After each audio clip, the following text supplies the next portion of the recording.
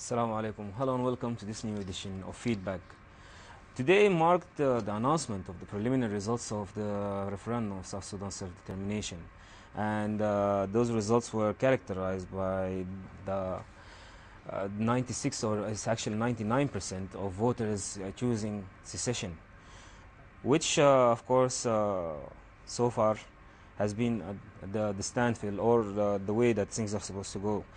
But we have today with me in the studio, of course, my guest, our analyst, our resident analyst, Mr. Mekki Elmograbi, to talk a little about this referendum and these results and what do they imply and what are the possible changes that we can expect from here onwards. Mr. Mekki, I'd like to welcome you. It's always a pleasure to have you as usual. So the day marked also after the announcement of the results, there was a celebration in Juba. A number of speakers also spoke in that celebration. The key speaker, of course, was Mr. Silva Mayardit, the Vice President, who gave a long speech. Could you just, first of all, please give us the main outlines or the borders of the speech? It was a very positive speech, and he was very proud of the independence of his people, the president, Salva Kiir Mayardit. And I think he has the right to be very proud. Southern people, they have the right to be very proud of their independence and their battles, because the independence went very peacefully, and the process was very peaceful process and very civilized process, and no cases of violence, no cases of violation against voters' rights. If we can criticize the situation in South Sudan, or if we can criticize the process of independence, maybe we can criticize the environment pre-independence or the South-South dialogue. But the process itself, it was civilized, free and fair voting process. Okay, so what else did he talk about in that speech? The positive point in the speech of Salva Kiir Mayardit was the trend of good relation or good neighborhood between North and South, or good brotherhood. And I think he was very frank and serious in what he has said in his speech. He wants to establish a new government, new country. He wants to build his country on basis. One of these bases is the good neighborhood between North and South. And he made it clear in his speech. The positive point, the other positive point was procedural, but I think it means many things. He spoke in Arabic language, Which is a sign. yes, which is a sign that we are not going to ignore the culture that we use it, and it's very useful for Sudanese, Southern Sudanese people. And he said because not all of people here can understand English language, or they can't understand the dialects of Dinka if he speaks in Dinka and Nuer and other. This gave us a very positive sign that is not going to burn the past, or to burn or destroy the culture of Southern Sudanese people, in which there are many common factors and common things between North and South. Even the dress. Most of Southern Sudanese women now, they dress the local Sudanese top. And in South Sudan, they have many Muslims. And they have many Khalawif Quran, which is madrasa, which is a place of religious teaching for local people. And I think Salva Kiir Mayardit, he is a person for this time. Okay, so this brings us to a point here. You said he wants to build his country. Okay, the state building process is a long, painstaking, and time-consuming, money-consuming process. Mhm. Do you believe the South has the capabilities to build a nation? And in what time frame do you presume that can occur? They have the capability, and I think the 5 years for semi-independent country was an experience, and I think now they have the advantages and the disadvantages of the 5 years of governing people. The challenge is that to be to criticize the period of 5 years, To and analyze it, yes, and to see the to errors that analyze were and made. diagnose problems and to analyze things and to move on with new conclusions and try to involve southern people in the process of building the new state. Okay, not to ignore them. What kind of help do you expect the North will lend in this building process? I think North is ready to help southern people. And northern people and the northern government in Khartoum, I think they are serious, very serious in this issue.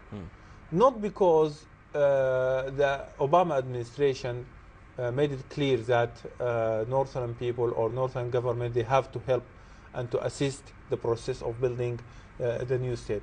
Not just for this, not just as a condition for normalization between Khartoum and Washington. No. I'd like to intervene here just for a moment. Yes. This brings me to a very important question before it slips my mind. So the rewards, do you think Sudan will receive the reward?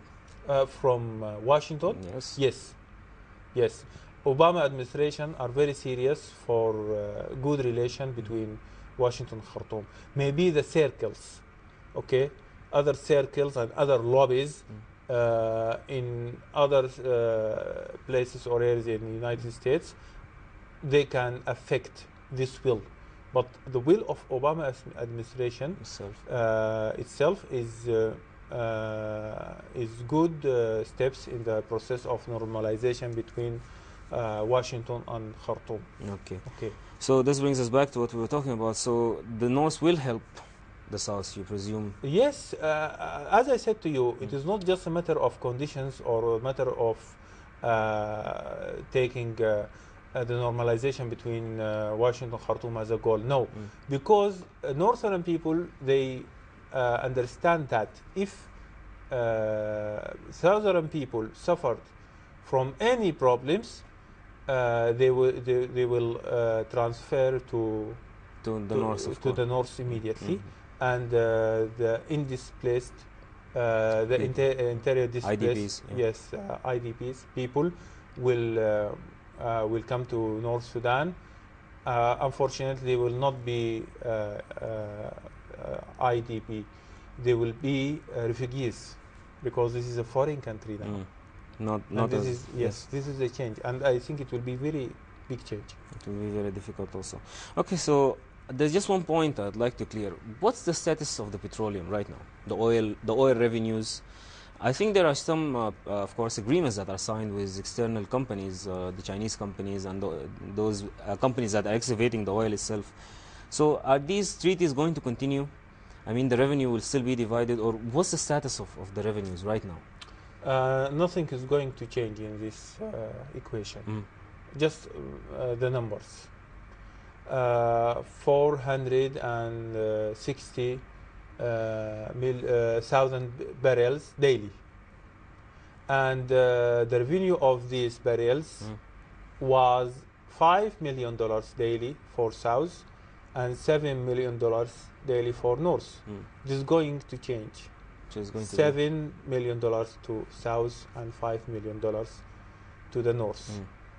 I think this is the conclusion of the change, because the North has 120 million barrels. This is from North, and North have the right of the pipeline. The pipelines are passing through them to the export. So that it is just going to change. It was 5 here, 7 here. It will be 7 here and 5 there. But the arrangements will stay the same. Both two states are very serious to protect oil fields, And if they have conflict, they will practice this conflict anywhere, not in the oil fields. in the oil fields, because 95% of the budget of southern state, based on oil revenues, and 75% of the hard currency, not the revenue or not the budget. 75% of the hard currency Comes from in oil. North Sudan comes from oil revenues. Okay, the North, of course, there's been a lot of talk going around the past few days that since the oil revenues are perhaps considered as lost, if we take them out of the equation, the North can depend upon agriculture, it can depend upon mining. A lot of new venues are being opened for the economy itself.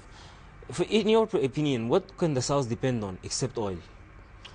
Tourism, okay, agriculture, but they have to make a good basis for this, or good infrastructure before expanding in agricultural fields, because they need infrastructure, roads and bridges and all kind of infrastructure.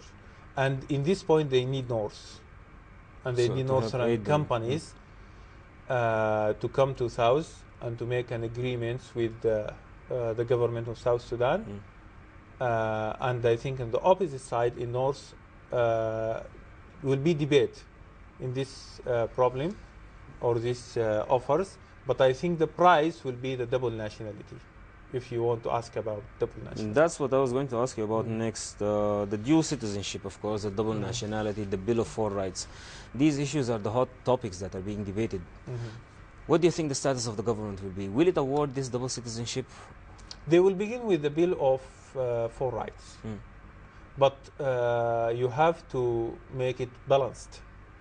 Northern people or Northern government will offer work opportunities for Southern Sudanese people.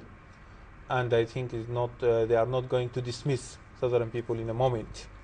They will let them work in North, and to stay in North, and to educate their children in North, and to have their 4 rights in North. This in trade-off Northern investments in South, Northern companies in South, sharing in the process of building the infrastructure of of South Sudan. But that, of course, needs that security should be allowed or offered to these companies.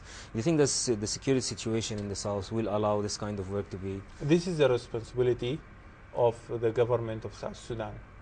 And I think this is the first thing that